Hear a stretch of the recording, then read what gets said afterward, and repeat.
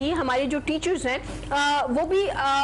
Pressurise होते हैं school system की तरफ से या मालिकान की तरफ से कि जी हमने आपको ये सिलेबस दे दिया है, आपको इसको कंप्लीट करवाना है इतनी ड्यूरेशन में, क्योंकि हमारे बच्चों के ग्रेड्स अच्छे आएंगे तो हमारे स्कूल का नाम होगा।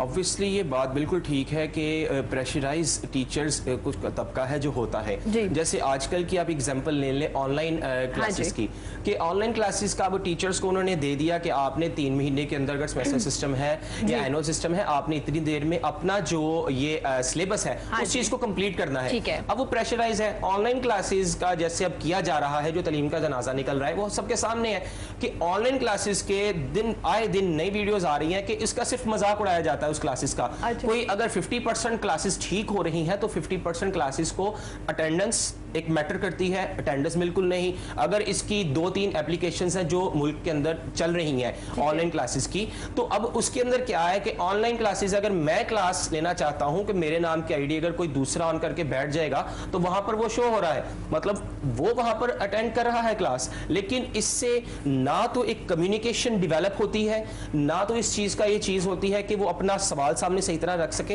तो 50% काम ठीक हो रहा है ऑनलाइन क्लासेस का। 50% टीचर्स वो जानते हैं, जैसे अब मैं हूं, मेरा अगर ताल्लुक है एजुकेशन फील्ड से, तो हमारे सामने ये चीजें हैं कि टीचर्स को अब प्रेशराइज किया जाता है कहीं किसी तबके को कि आपने ये चीज को सिलेबस कंप्लीट करना है। वो जैसे तैसे करके इस चीज को, ठीक है बच्चों का इंटरनेट प्रॉब्लम है, अगर डजंट मैटर 9 to 12 क्लास होगी, बच्चा उस टाइम क्या कर रहा है, 9 to 12 क्लास होगी, उन्होंने क्लास अपनी लेके wind up that's it go, बच्चे ने काम किया नहीं किया, उन्होंने व्हाट्सएप कर दिया, उन्होंने स्लाइड्स व्हाट्सएप कर दी, उसके अंदर शेयर कर दिया। तो मेरे हिसाब से एक ऑनलाइन सिस्टम ये जो चल रहा है ये कारआमद इतना नहीं है, ये ज्यादा देर तक इस चीज को हम नहीं लेकर चल सकते। ये कारआमद नहीं है, क्योंकि जब आप एक टीचर को जाके मिलते हैं, फेस टू फेस बैठते हैं, एक क्लास में बैठते हैं, एक क्लास का एनवायरनमेंट होता है, एक अपना मूड होता है जिसमें आप तालीम हासिल करने के लिए जा रहे हैं। प्रोफेसर साहब, लेकिन अभी तो मजबूरी हो गई थी ना कोरोना की वजह से, क्योंकि हम स्कूल्स में नहीं बुला सकते थे, तो किसी हद तक इसको कंपनसेट करने के लिए अगर देखा जाए तो काफी बेहतर नहीं है ये सूरत हाल है। देखें, एक इंग्लिश का फेमस प्रोवर्ब है, something is better than nothing. Ji,